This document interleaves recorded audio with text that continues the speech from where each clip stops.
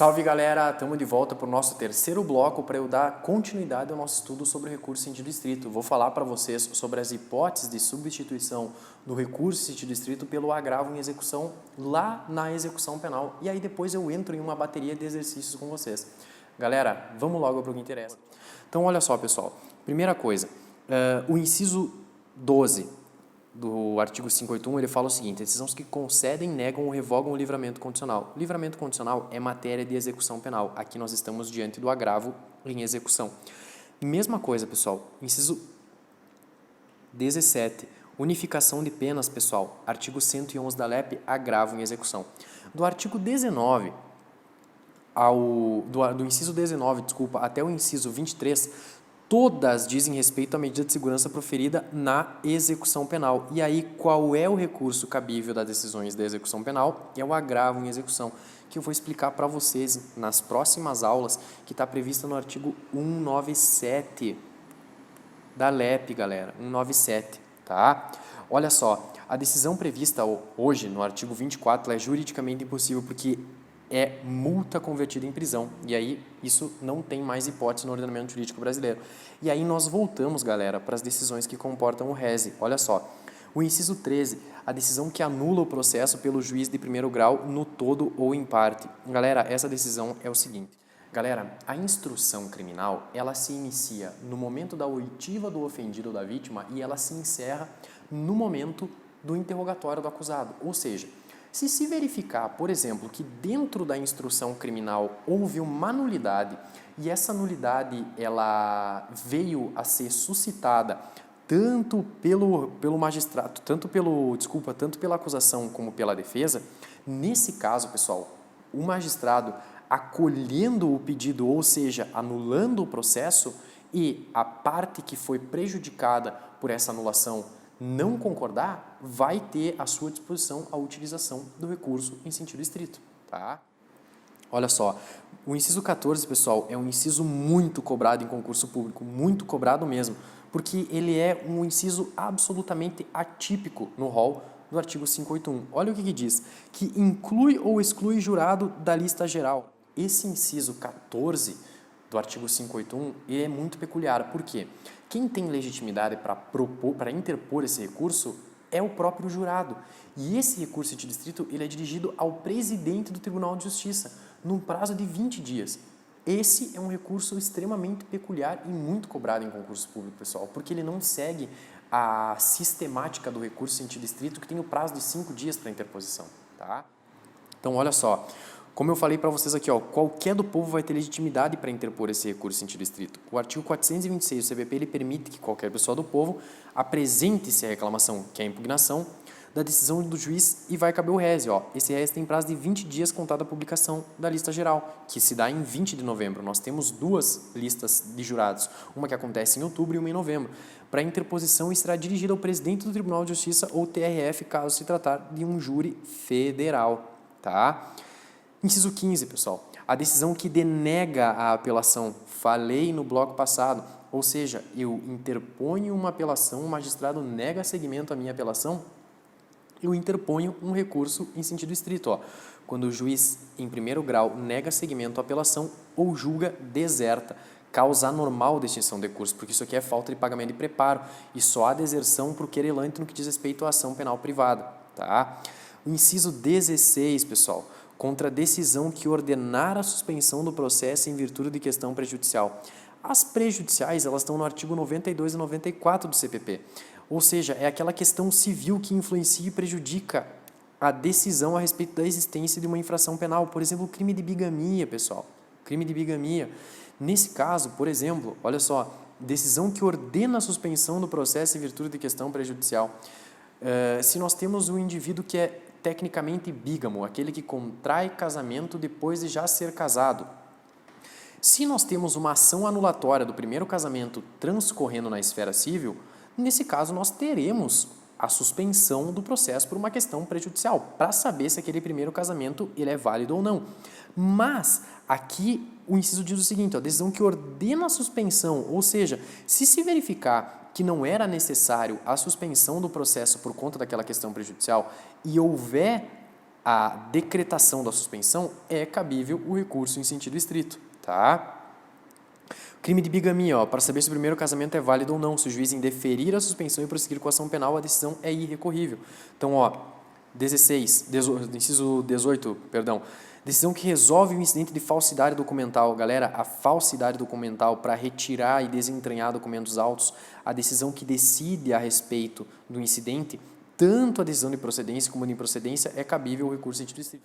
Galera, há uma suspeita de que um documento juntado aos autos é um documento falso. O que acontece? Nesse caso, nós podemos iniciar o incidente de falsidade documental e tanto da decisão de procedência, da falsidade documental que vai mandar desentranhar o documento dos autos, como a de improcedência que vai mandar deixar o documento nos autos dizendo que aquele documento é íntegro, vai caber o recurso em sentido estrito, tá? Então, olha só, pessoal, seguindo o nosso estudo, o procedimento do recurso em sentido estrito, como é que ele funciona? Primeira coisa, a interposição do recurso em sentido estrito, ela se dá em 5 dias, assim como a apelação lá no artigo 593, tá? A apelação é no artigo 593. O recurso de distrito no artigo 586. Aqui o juiz, pessoal, o juiz ACO, ele também vai fazer aquele juízo de admissibilidade sobre receber ou não. Só que aqui o prazo para apresentação das razões e de contrarrazões é de 2 dias, conforme o artigo 588, diferente da apelação, em que o prazo era 8 dias, tá? Então, olha só, aqui o juiz ele vai ser obrigado a exercer o juízo de retratação, que está no artigo 589, em 2 dias. Então, o que vai acontecer? Galera, o membro do Ministério Público ou a defesa vai interpor o recurso em sentido estrito. Vai interpor no prazo de 5 dias.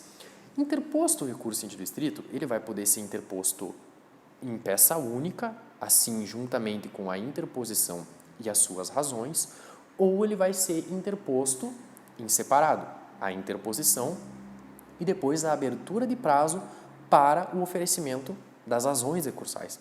Só que nesse caso nós temos o juízo de retratação. O que é o juízo de retratação? A retratação é o desdizer, ou seja, o magistrado profere uma decisão no momento em que é interposto o recurso em sentido estrito e, juntamente com esse recurso, as razões, ou seja, ou intimado posteriormente as partes para apresentar razões e contrarrazões, o magistrado vai ter que se retratar, ele obrigatoriamente precisa fazer o juízo de retratação. Não que ele precise voltar atrás na decisão, mas obrigatoriamente ele precisa exercer o juízo de retratação, sob pena desse recurso subir ao tribunal e o tribunal mandar esse recurso novamente descer para que o magistrado faça,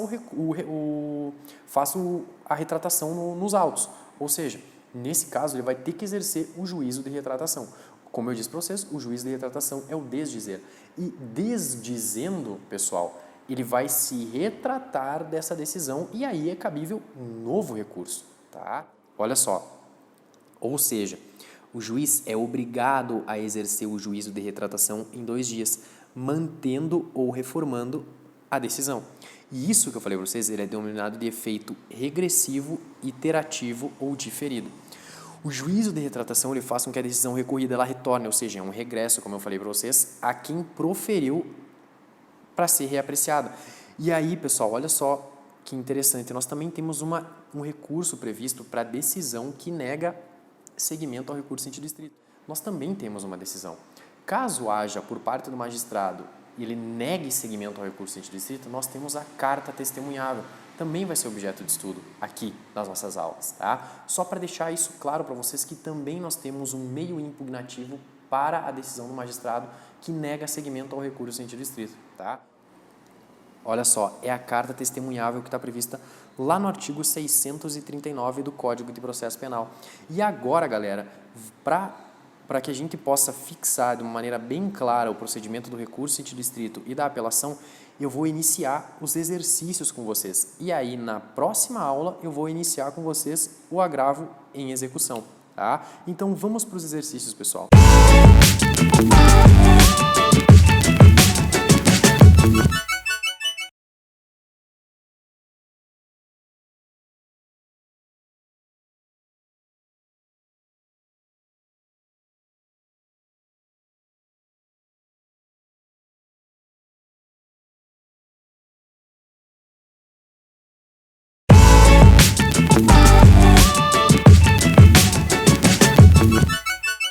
Salve galera, estamos de volta agora para o nosso bloco de resolução de questões. Vamos resolver questões dos últimos concursos públicos que a gente teve por aí de magistratura, Ministério Público, Defensoria, tudo sobre recurso, tanto apelação como recurso sentido estrito, para que a gente possa sair daqui sem nenhuma dúvida. Vamos lá galera, primeira coisa, ó. Questão número 1, MP de Santa Catarina desse ano. O Código de Processo Penal quanto ao incidente de falsidade estabelece que qualquer que seja a decisão não fará coisa julgada em prejuízo de ulterior processo penal ou civil. Da decisão que decidir o incidente de falsidade, caberá o recurso em sentido estrito. Galera, perfeito. Certinho. Vamos lá. Número 2. De acordo com a legislação vigente acerca de recursos em geral no processo penal, assinale a opção correta. Olha só, pessoal, o Tribunal de Justiça de Santa Catarina, Banca CESP, o terror do concurso público. Letra A. Decisão proferida em sede de recurso interposto por um dos réus, em concurso de agentes que reconheça a atipicidade do fato a eles atribuído, aproveitará ao outro réu por força do efeito extensivo. Galera, perfeito. Vou explicar para vocês. Galera, o efeito extensivo é aquele em que o recurso interposto por uma das partes que não seja fundamentado em exclusivo caráter pessoal no que diz respeito, por exemplo, um recurso que na sentença o magistrado reconheceu a reincidência, tá? E o indivíduo apelou dessa decisão condenatória dizendo que ele não é reincidente. Nesse caso, nós estamos diante de uma alegação de caráter eminentemente pessoal. Nesse caso, eventual provimento desse recurso de apelação, no caso, reconhecendo que o indivíduo não é reincidente, não vai se aplicar ao concurso de agentes, porque diz respeito ao caráter pessoal. Agora, qualquer outro fato alegado nesse recurso de apelação, por exemplo, o exemplo aqui da questão, os indivíduos em concurso de agentes, os dois condenados, um indivíduo não recorreu e o outro recorreu, e o fundamento do recurso desse réu A que recorreu é sobre a atipicidade do fato. E os desembargadores acolheram esse recurso sobre a atipicidade do fato. Esse recurso, com os efeitos de absolvição por conta da atipicidade, vai se estender ao corréu ou ao partícipe, no caso aqui desse fato. Tá? Esse é o efeito extensivo, quando ele não figurar em caráter única e exclusivamente pessoal, haverá a extensão dos efeitos recursais. Tá? Então tá certo, galera, esse é o gabarito, letra A. Vamos lá, B. É viável que, no curso da tramitação, o Ministério Público desista do recurso? Não, pessoal, o MP não pode desistir do recurso interposto. Isso é o artigo 576 do CPP. Princípio da indisponibilidade recursal. Assim como o membro do Ministério Público também não pode dispor da ação penal. Letra C. É viável a interposição de recurso por um réu que pleiteie a condenação do outro que tenha sido absolvido? Não, galera. Completamente equivocado. Letra D. O recurso deverá ser feito por meio de petição escrita, caso o réu não saiba assinar o nome, não sendo viável que o recurso seja apresentado por termo nos autos. Incorreto, pessoal. Eu expliquei para vocês nos blocos passados sobre a interposição de recurso por termo nos autos. Letra E. O princípio da fungibilidade deverá ser aplicado a todos os recursos que forem apresentados de forma indevida? Não, pessoal. O princípio da fungibilidade ele só é aplicado quando não houver erro grosseiro ou má-fé recursal. Expliquei para vocês também nas aulas passadas sobre a teoria geral dos recursos. Vamos lá. Número 3. Também Banca CESP, Ministério Público. Em processo de natureza incidental, foi formulado contra Luiz, investigado por corrupção e lavagem de dinheiro. Lei 9.613, pessoal. Lei Penal Especial 9, Lei 9.613. Vai ser objeto de estudo aqui nas nossas aulas também. Pedido de sequestro, ó, medida securatória, cautelar real, para impugnar, nos modos do Código de Processo Penal, e o pedido foi deferido. Para impugnar a referida decisão, a medida processual a ser adotada por Luiz junto ao Tribunal de Justiça é recurso em sentido estrito, pessoal. Letra A, mandado de segurança não, habeas corpus também não, a apelação não se trata de sentença condenatória ou de sentença absolutória, tá? E os embargos também não, porque os embargos dizem respeito à omissão, obscuridade, contradição ou ambiguidade no âmbito do CPP, esses requisitos que eu falei para vocês. Porque se for no âmbito do GCRIM, nós cortamos o requisito da ambiguidade, tá? Ambiguidade. Mas isso vai ser objeto de estudo também posteriormente. Os embargos estão no artigo 382 do Código de Processo Penal, tá? Vamos seguir. Questão número 4, mais uma da Banca CESP. Olha só. Assinale a opção correta acerca dos recursos no processo penal. Letra A. Em razão do princípio da voluntariedade, havendo conflito entre a manifestação do acusado e a de seu defensor, a respeito da interposição do recurso, deverá prevalecer a vontade do réu. Não, galera. Não. Só vai valer a vontade do réu caso o advogado tenha assistido junto com o réu a renúncia ao direito de recorrer e tenha concordado com essa renúncia.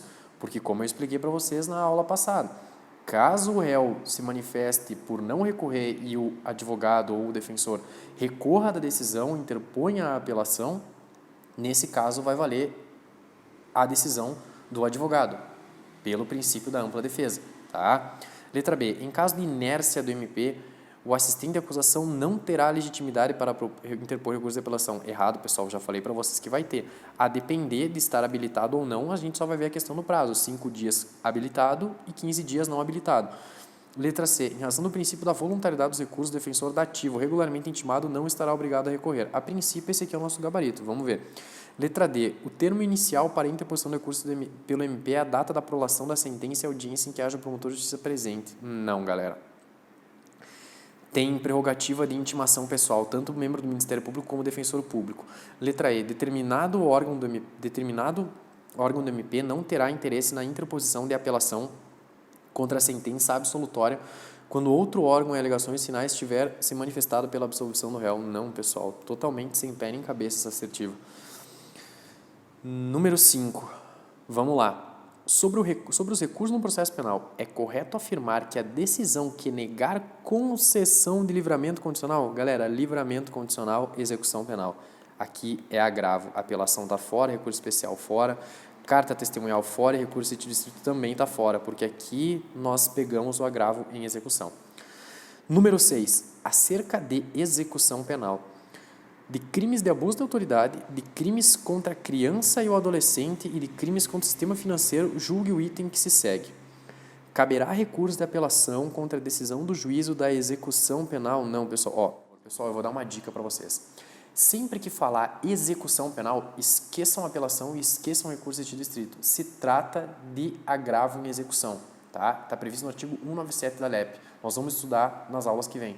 Então, prestem bem atenção. Execução penal, não há apelação, não há recurso de distrito. Agravo em execução, tá? Apelação, execução penal em deferir pedido de livramento condicional, nem precisava continuar, galera. Errado, tá? Ó, Banca CESP, pessoal. Vamos lá. Número 7. Configura a hipótese legal de recurso de ofício, reexame necessário. Isso aqui foi objeto de estudo na nossa primeira aula ainda sobre a teoria geral dos recursos. A absolvição do acusado por crime. De tortura? Não, pessoal. De genocídio? Também não. Contra a economia popular? Perfeito. Esse é o nosso gabarito, pessoal. Falei para vocês lá nas nossas aulas sobre teoria geral dos recursos. Contra a relação de consumo? Também não. Resultante de preconceito, raça ou cor? Também não. Vamos lá. Número 8. Tício. Foi absolvido da acusação de prática de crime de homicídio qualificado. Aqui, Tribunal do Júri. Vamos ver. Tribunal do Júri. Deixa eu pegar aqui, pessoal. Tribunal do Júri. Inconformado com a decisão, o Ministério Público interpõe a apelação. Absolvição, prática de homicídio qualificado. Aqui ele está falando de absolvição, só que ele não está falando se foi na primeira fase ou se foi na segunda. Da decisão de absolvição sumária, vai caber a apelação. Por entender ser a decisão manifestamente contrária para os autos. Ah, então aqui ele trouxe, ó. Aqui é o artigo 593. 593. Inciso 3º, a linha D do CPP. Isso aqui, pessoal, eu vou estudar com vocês dentro do Tribunal do Júri. Dado o provimento ao recurso submetido a novo julgamento pelo Tribunal do Júri, Tício é agora condenado pela prática de crime de homicídio qualificado a pena de 12 anos de reclusão. Com base em tais afirmações, afirma-se corretamente: o efeito devolutivo da apelação contra decisões do júri não é adstrito ao fundamento de produção? Errado, pessoal. Pessoal, A apelação no tribunal do júri, ela é vinculada ao fundamento legal, ou seja, a linha do inciso 3º, a linha A, B, C ou D. O recurso de apelação, ele é vinculado a essa linha de interposição, ou seja, no caso aqui, o artigo que fala de prova manifestamente contrária à prova dos autos, a apelação só vai ser adstrita a esse inciso e ela só vai poder versar acerca de decisão manifestamente contrária à prova dos autos, com base no artigo 593, inciso 3º, a linha D. O recurso de apelação ele é vinculado ao fundamento legal no qual ele foi elencado para a apelação. Não se cogita a possibilidade de interposição de recurso de apelação quando houver injustiça no tocante à aplicação da pena. Se cogita sim, pessoal. Tá? Vou explicar para vocês. No caso de sentenças do júri, a apelação é recurso vinculado e não de fundamentação livre. Errado, o recurso é vinculado, pessoal. Letra D. Com base no princípio da ampla defesa, é possível que a defesa interponha recurso de apelação contra a sentença condenatória pelo mesmo fundamento de decisão contrária à prova. Não, pessoal, já vou explicar para vocês. Letra E. Não era dado ao Tribunal de Justiça prover o recurso interposto pelo Ministério Público, violando, assim, o direito fundamental da soberania dos vereditos. Deixa eu ver aqui, pessoal. O efeito devolutivo da apelação não é distrito aos fundamentos de interposição. Essa aqui está errado. Tá? Não se cogita a possibilidade de interposição de recurso de apelação quando houver injustiça no tocante à aplicação da pena. Também está errado. No caso da sentença do júri, a apelação é recurso vinculado e não de fundamentação. Aqui, ó, pessoal, acabei me passando. A apelação é recurso vinculado, certo, e não de fundamentação livre. Tá aqui o nosso gabarito, pessoal, acabei me passando. Letra C está correto, tá? Essa aqui está errado e essa está errado. Por que a letra D está errado, pessoal? Pessoal, a apelação no tribunal do júri, com base no artigo 593, inciso 3º, a linha D, que é quando a decisão dos jurados é manifestamente contrária à prova dos autos, só é cabível uma apelação, independente de quem tenha sido o recorrente, seja o Ministério Público, seja a defesa. Independente do recorrente, uma apelação. Nesse caso, o indivíduo tinha sido absolvido, o membro do Ministério Público apelou com base no 593, inciso 3º, a linha D, o indivíduo foi submetido a novo julgamento e veio a ser condenado, não cabe outra apelação com base nesse fundamento. Tá? Para fechar, pessoal, questão número 9. Na teoria geral dos recursos, fala-se em efeito iterativo diferido ou regressivo, pessoal. Tá? Vamos lá, efeito regressivo. Assinale a alternativa que contempla recurso ou ação autônoma em que o recurso está presente. Apelação, fora. Revisão criminal, fora. Recurso extraordinário, fora. Mandado de segurança, fora. Galera, recurso em sentido estrito. Tá? Esse é o nosso gabarito. Galera, eu espero que tenha ficado bem claro toda essa aula de recurso em espécie, tanto apelação como recurso em sentido estrito. Na aula que vem nós vamos dar início ao agravo em execução. Qualquer dúvida que vocês tenham a respeito da matéria, podem me mandar no meu Instagram, no meu Facebook ou deixar nos comentários desse vídeo aqui embaixo, que assim que eu visualizar, eu entro em contato e tiro qualquer dúvida que vocês tenham. Fiquem com Deus, mantenham firmes nos estudos de vocês e até a próxima. Valeu!